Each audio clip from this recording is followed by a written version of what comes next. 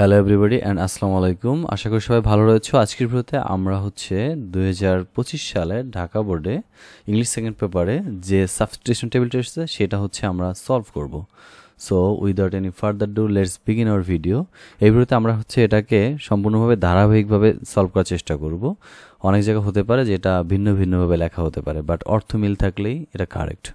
প্রথম দিকে আমরা দ্য তাজকে সাবজেক্ট হিসেবে ব্যবহার করব। দ্য তাজ দ্য তাজমহলকে বোঝানো হয়েছে। তাজ পৃথিবীর অন্যতম একটা বড় building. So the Taj is one of the most beautiful buildings in the world. So Taj পৃথিবীর অন্যতম সৌন্দর্য বিল্ডিংয়ের ভিতরে একটা অন্যতম বিল্ডিং।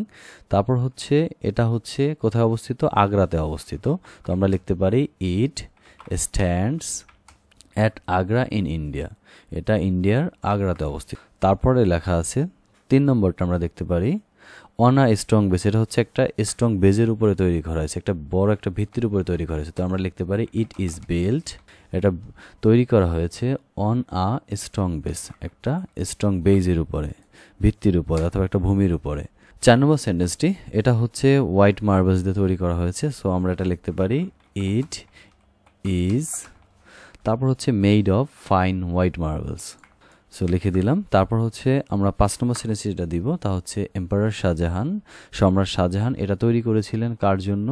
তার ওয়াইফের জন্য, তার ওয়াইফের কবর হিসেবে তৈরি করেছিলেন। সো আমরা লিখতে পারি এম্পারার শাহজাহান তৈরি করেছিলেন। এটা অ্যাক্টিভ সেন্টেন্স। সো লিখব বিল্ট। এটা তৈরি করেছিলেন কি হিসেবে? একটা কবর হিসাবে। Built it as a tomb for his wife. So 5টা সেন্টেন্স, 5 মার্ক। এটা যতটা সম্ভব আমরা ধারাবাহিকভাবে সাজানোর চেষ্টা করেছি। তোমরা চাইলে এটা উল্টাপাল্টা লিখলেও আসলে ভুল হবে না, বাট অবশ্যই নাউনটাকে প্রথমে ইউজ করাটাই ভালো। যেমন আমরা দ্য তাজ, এখানে নাউন ছিল তাই আমরা দ্য তাজকে প্রথমে ব্যবহার করেছি, অথবা আমরা এম্পারার শাহজাহান দিয়ে শুরু করতে পারি।